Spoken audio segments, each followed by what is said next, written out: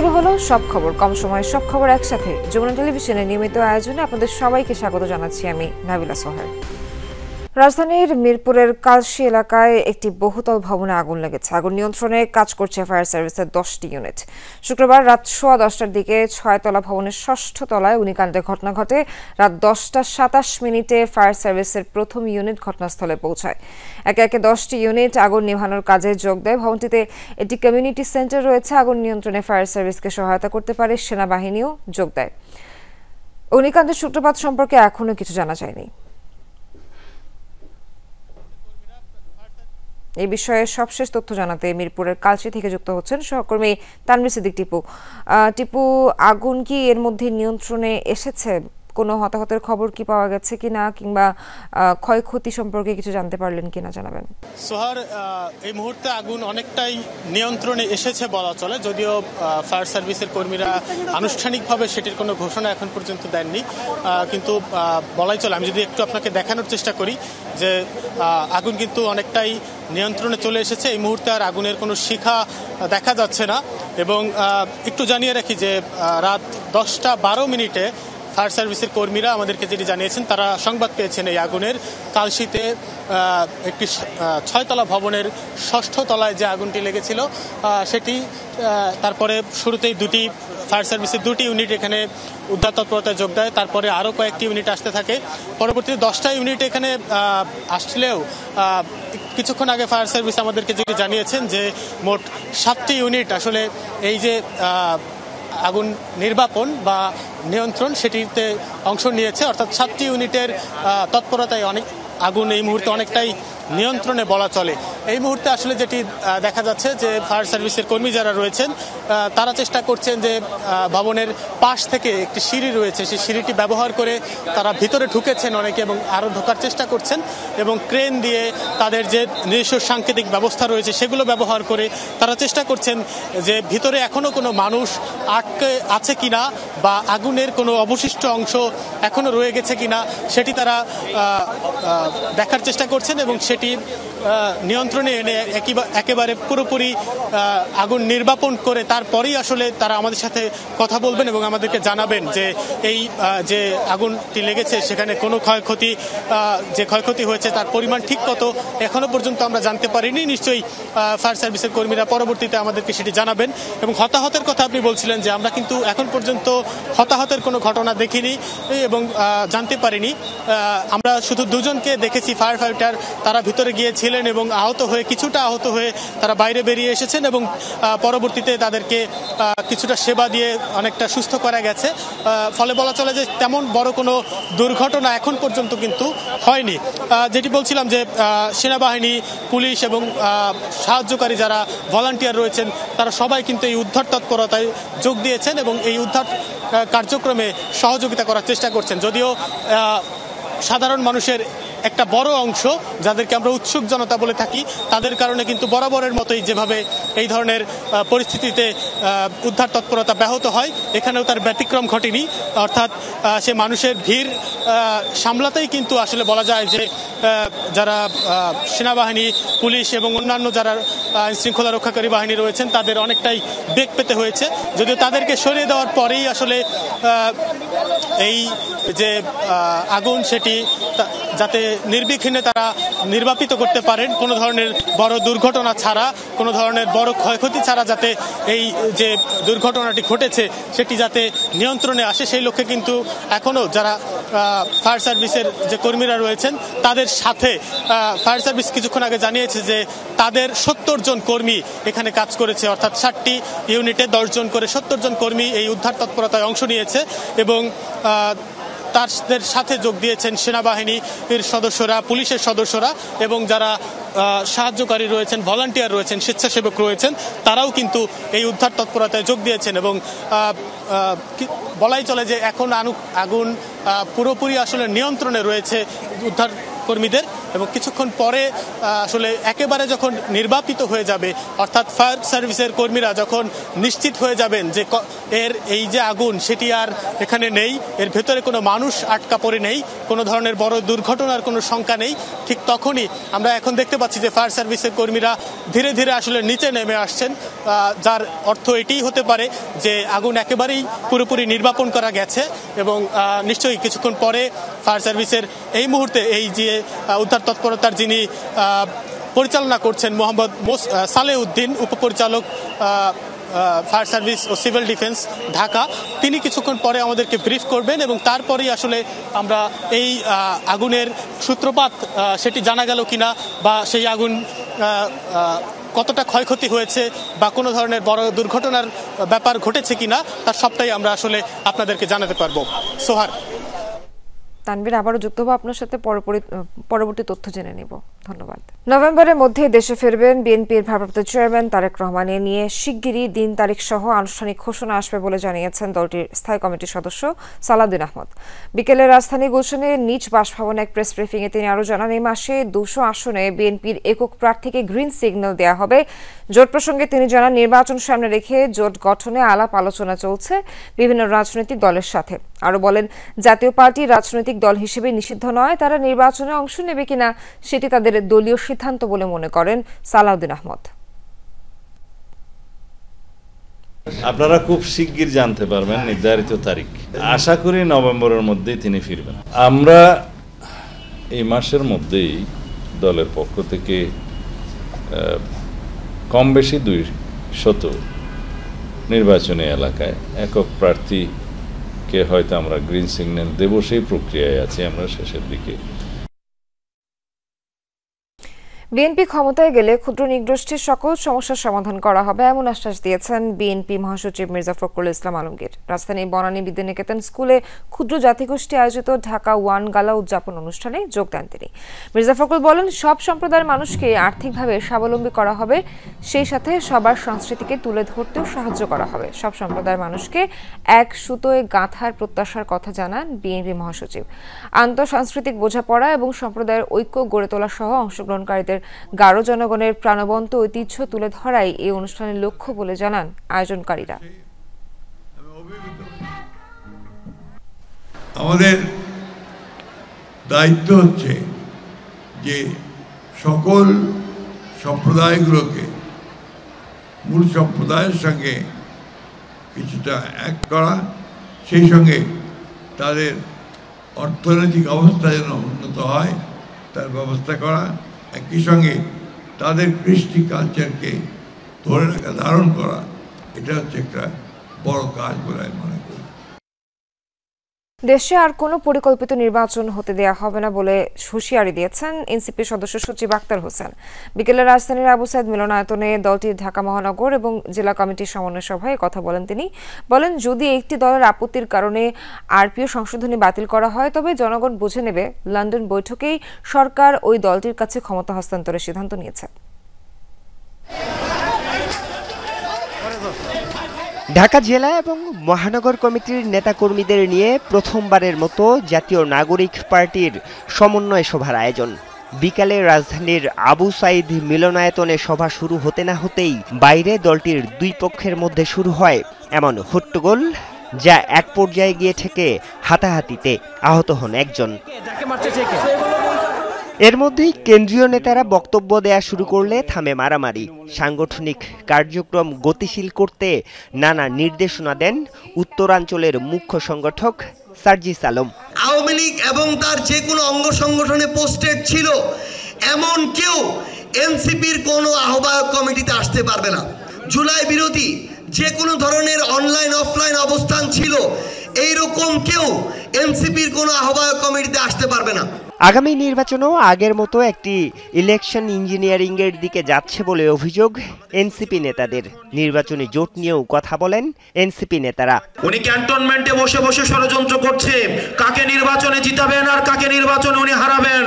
আমরা এই অন্তর্বর্তীকালীন সরকারকে বলতে চাই, আমরা দেখছি আপনি রাজনৈতিক দলগুলোর কাছে, কতিপয় রাজনৈতিক দলগুলোর কাছে আপনি নতজানু হয়ে তাদেরকে ডিসি ভাগাভাগিতে আপনি আরো সহায়তা করছেন। জুলাই সনদের আইনি ভিত্তিতে বাংলাদেশে নতুন একটি সংস্কার প্রক্রিয়ার মধ্য দিয়ে যারা যাবে আমাদের আগামীর জোট তাদের সাথেই হবে। দলটির সদস্য সচিব বলেন, আওয়ামী লীগকে নির্বাচনে আনার ষড়যন্ত্র করছে জাতীয় পার্টি। এই দুই দলের নির্বাচনে অংশগ্রহণের সুযোগ নেই বলেন আক্তার হোসেন। ডিজিফাই এর নির্বাচন, প্রি প্ল্যান্ড কোনো নির্বাচন, বিদেশের চাপিয়ে দেওয়া কোনো ফলাফল, সাজানো কোনো নির্বাচন বাংলাদেশে আমরা আর দেখতে চাই না। যদি একটা দলের সিদ্ধান্তের কারণে আরপিওর সংশোধনীকে বাতিল করা হয়, তাহলে আমরা বুঝে নেব সরকার লন্ডনে যে বৈঠক করেছিল সেই বৈঠকের মধ্য দিয়ে বাংলাদেশের ক্ষমতাকে কারো কাছে হস্তান্তর করার সিদ্ধান্ত নিয়েছে। এর আগে সভা শুরুর আগে দল থেকে পদত্যাগের বিষয় নিয়ে কথা বলেন দলটির মুখ্য সমন্বয়ক নাসির উদ্দিন পাটোয়ারি। বলেন, এনসিপিতেই থাকবেন তিনি। ইনশাআল্লাহ আমি এনসিপির সাথে আছি, সরকার গঠন পর্যন্ত এনসিপির সাথে থাকবো এবং এনসিপিকে নিয়ে। আরিফুর রহমান সবুজ, যমুনা নিউজ, ঢাকা। সুনামগঞ্জ আধিপত্য বিস্তার নিয়ে সংঘর্ষে দুপক্ষের 11 জন গুলিবিদ্ধ সহ 20 জন আহত হয়েছে। শুক্রবার বিকেলে দিরাই উপজেলার কুলঞ্জ গ্রামে এই ঘটনা ঘটে। স্থানীয়রা জানায়, গ্রামের বর্তমান মেম্বার মাহবুব ও এলাইচ মিয়া এবং সাবেক মেম্বার ইলিয়াস মিয়ার মধ্যে দীর্ঘদিন ধরে আধিপত্য নিয়ে বিরোধ চলছিল। এরই জেরে বিকেলে দুপক্ষের সংঘর্ষ হয়। ঘণ্টাব্যাপী সংঘর্ষে দেশীয় অস্ত্র দিয়ে আঘাত করা হয়, গুলি ছোড়ে দুপক্ষের লোকজন। পরে পুলিশকে পরিস্থিতি নিয়ন্ত্রণে আনে আহত 20 জনকে উদ্ধার করে হাসপাতালে পাঠানো হয়। এর মধ্যে 11 জন গুলিবিদ্ধ নিয়ে এ বিষয়ে তদন্ত করে প্রয়োজনীয় ব্যবস্থা নেওয়া হবে বলে জানিয়েছে পুলিশ। গাজীপুর মহানগর বিএনপির সভাপতি শওকত হোসেন সরকারের বিরুদ্ধে ষড়যন্ত্র, মিথ্যাচার ও অপপ্রচারের প্রতিবাদে বিক্ষোভ সমাবেশ করেছে দলের নেতাকর্মীরা। শুক্রবার মহানগর বিএনপি ও অঙ্গ সংগঠনের উদ্যোগে চৌরাস্তা এলাকায় এসব কর্মসূচি হয়। নেতাকর্মীরা বলেন, বিএনপি নেতা শওকত হোসেন সরকারের বিরুদ্ধে দেশের বাইরে বসে ফেসবুকে ষড়যন্ত্র, মিথ্যাচার, অপপ্রচার করা হচ্ছে।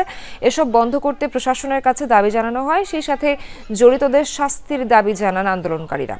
গাজীপুরের টঙ্গীতে বিএনপির ভারপ্রাপ্ত চেয়ারম্যান তারেক রহমানের 31 দফা বাস্তবায়নে লিফলেট বিতরণ করা হয়েছে।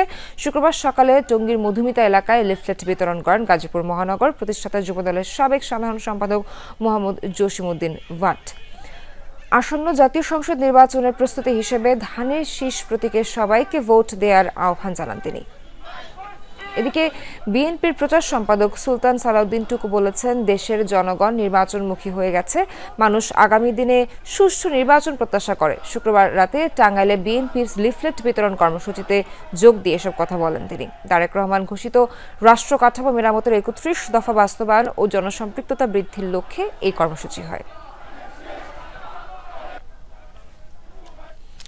আগামী নির্বাচনে জয়লাভ করতে হলে ঐক্যবদ্ধ বিএনপির বিকল্প নেই বলে মন্তব্য করেছেন দলটির নির্বাহী কমিটির সদস্য রুহুল কুদ্দুস তালুকদার দুলু। শুক্রবার বিকেলে নাটোরের দীঘাপতিয়া উচ্চ বিদ্যালয় মাঠে মতবিনিময় সভায় যোগদান দুলু বলেন, বিএনপির ভারপ্রাপ্ত চেয়ারম্যান তারেক রহমানের নেতৃত্বে 31 দফার ভিত্তিতে যে রাষ্ট্র কাঠামো পরিচালিত হবে তাতে সবাই ঘরে বসেই স্বাবলম্বী হতে পারবেন। তারেক রহমানের নেতৃত্বে এই নির্বাচনে যদি বিএনপি জয়লাভ করে তাহলে বাংলাদেশ অর্থনৈতিকভাবে স্বয়ংসম্পূর্ণ হবে, দেশের মানুষ আত্মনির্ভরশীল জাতিতে পরিণত হবে বলেও আশা ব্যক্ত করেন তিনি। সাজাপ্রাপ্ত আসামি মাইকেল চাকমার বিচার, উপজাতি সন্ত্রাসীদের দিয়ে স্থানীয় বাঙালিদের ভয় প্রদর্শন ও মারমা নারীর ধর্ষণের বিচার দাবিতে বিক্ষোভ সমাবেশ করেছে পার্বত্য চট্টগ্রাম ছাত্র পরিষদ। বিকেলে ঢাকা বিশ্ববিদ্যালয়ের রাজু ভাস্কর্যের সামনে ছিল এর আয়োজন। সমাবেশে বক্তারা বলেন, পার্বত্য অঞ্চলে বিভিন্ন ইস্যুতে অস্থিতিশীলতা সৃষ্টির নেপথ্যে সশস্ত্র সন্ত্রাসী সংগঠন ইউপিডিএফ এর সংগঠক মাইকেল চাকমা। তাকে গ্রেফতার করে কঠোর শাস্তি নিশ্চিতের দাবি জানানো হয় সমাবেশে। এ সময় রাঙ্গামাটি জেলার কাপ্তাইয়ে প্রতিবন্ধী মারমা নারীর ধর্ষকদের দৃষ্টান্তমূলক বিচারের দাবি জানানো হয়। সরকারি নিরাপত্তার অভিযোগ তুলে পাহাড়ে যৌথ বাহিনীর অভিযান ও প্রশাসনকে শক্তিশালী করার দাবিও তোলেন বক্তারা। দাবি করেন, পাহাড়ে শুধু নিরীহ মানুষের উপর হামলা নয়, প্রশাসনের লোকদের হত্যার মতো ঘটনাও ঘটছে।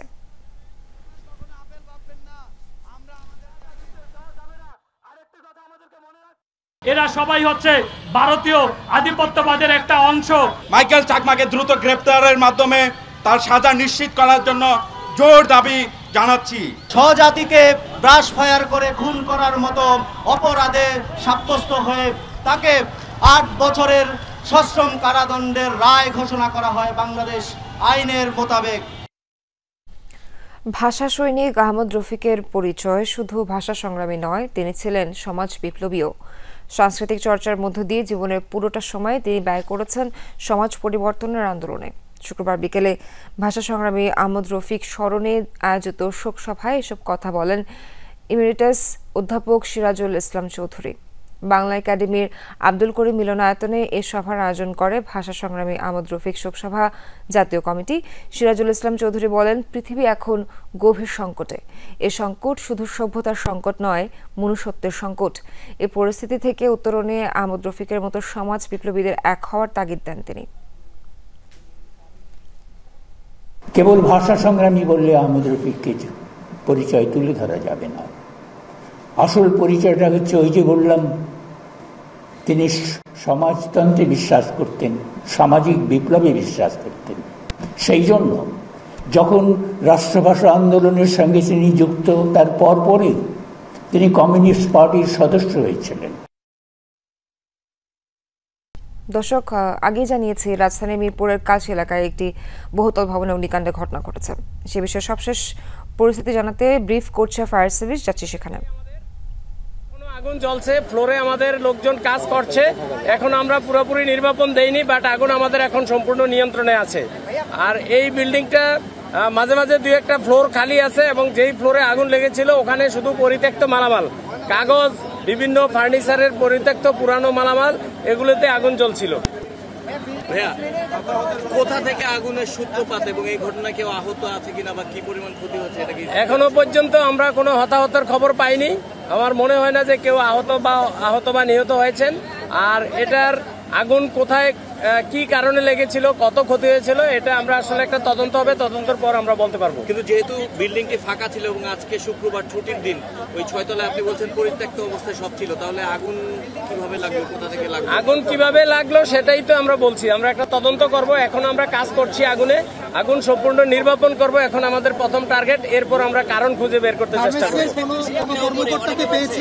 এটা আসলে কোনো গার্মেন্টস কিনা এটাও বোঝা যাচ্ছে না, পরিত্যক্ত মালামাল, কাগজপত্র, এই সমস্ত। বাট এই ভবনের বা ভবন কর্তৃপক্ষের কাউকে আমরা এখনো পাইনি। পুরানো ফার্নিচার, পুরানো কাগজপত্র, না কাপড় জাতীয় কোনো কিছু ছিল না।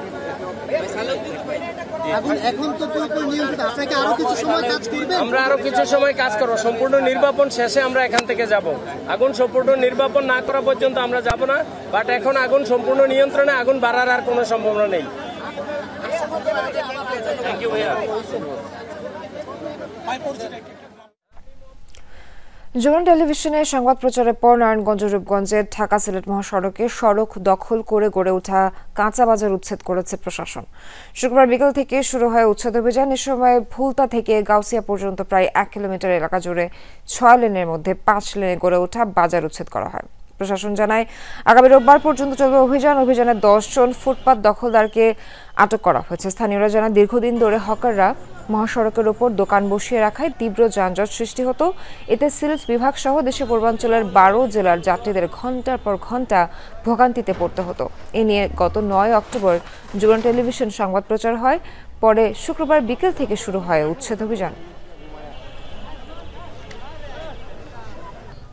আইসিটি অলিম্পিয়াড বাংলাদেশের উদ্যোগে দেশে প্রথমবারের মতো অদম্য মেয়েদের নিয়ে আয়োজিত হল প্রযুক্তি উৎসব গ্লোরি গার্লস টেক ফেস্ট 1.0। রাজধানীর ইন্ডিপেন্ডেন্ট ইউনিভার্সিটিতে দিনব্যাপী মেয়েদের এই প্রযুক্তি উৎসব অনুষ্ঠিত হয়, যেখানে সকাল থেকে ছাত্রীদের ব্যস্ততা ছিল রোবট, প্রজেক্ট বোর্ড, ল্যাপটপ হাতে। প্রযুক্তির এই মঞ্চে দেশের নানা প্রান্তের স্কুল, কলেজ ও বিশ্ববিদ্যালয় থেকে আসা শতাধিক শিক্ষার্থী নিজেদের তৈরি প্রজেক্ট উপস্থাপন করেন। দিনভর চলা নানা প্রতিযোগিতার অংশ নেয় অদম্য এই উদ্ভাবনী মেয়েরা।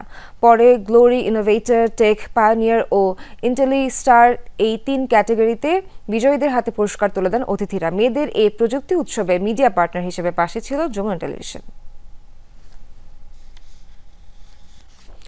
ঢাকা সেনানিবাসী কর্মীটোলা গলফ ক্লাবে অনুষ্ঠিত হল 8ম Daffodil captains cup golf tournament 2025-এর সমাপনী ও পুরস্কার বিতরণী অনুষ্ঠানে সেনাবাহিনী প্রধান ও কর্মীটোলা গলফ ক্লাবের প্রেসিডেন্ট জেনারেল ওয়াকারুজ্জামান প্রধান অতিথি হিসেবে উপস্থিত থেকে বিজয়ীদের হাতে পুরস্কার তুলে দেন। পুরস্কার বিতরণ শেষে প্রধান অতিথি উপস্থিত সকলের উদ্দেশ্যে বক্তব্য রাখেন। তিনি বলেন, এই ধরনের প্রতিযোগিতা দেশের গলফ অঙ্গনের উন্নয়নে গুরুত্বপূর্ণ ভূমিকা রাখবে। এই বছরের টুর্নামেন্টে দেশি বিদেশি মিলে মোট 662 জন গলফার অংশ নেন। অনুষ্ঠানে বাংলাদেশ সেনাবাহিনীর ঊর্ধ্বতন কর্মকর্তা বৃন্দ, কর্মীটোলা গলফ ক্লাবের কর্মকর্তারা, টুর্নামেন্ট কমিটির সদস্য, খেলোয়াড় ও গণমাধ্যম ব্যক্তিবর্গ উপস্থিত ছিলেন। নিরপেক্ষ প্রশাসনের হাতে গাজার শাসনভার তুলে দিতে সম্মত হয়েছে হামাস সহ ফিলিস্তিনের বাকি সংগঠনগুলো। মিশরের কায়রোতে অনুষ্ঠিত বৈঠকে নেওয়া হয় এই সিদ্ধান্ত, যার প্রেক্ষিতে শুক্রবার ফিলিস্তিনি সংগঠনগুলোর জোটের একটি যৌথ বিবৃতি প্রকাশিত হয় হামাসের ওয়েবসাইটে, যাতে যুদ্ধ পরবর্তী গাজা পরিচালনায় একটি নিরপেক্ষ প্রশাসনের হাতে দায়িত্ব হস্তান্তরের ঘোষণা দেওয়া হয়। তবে যৌথ সিদ্ধান্তটিতে প্রেসিডেন্ট মাহমুদ আব্বাসের রাজনৈতিক দল ফাতা অন্তর্ভুক্ত কিনা তা নিয়ে এখনও নিশ্চিত কিছু জানা যায়নি। অন্যদিকে নিরপেক্ষ সরকারের প্রধান কে হবে সে বিষয়ে কিছু উল্লেখ করা হয়নি বিবৃতিটিতে। দর্শক, এখানেই শেষ করছি আজকে সব খবরের আয়োজন। সঙ্গে থাকার জন্য ধন্যবাদ সবাইকে।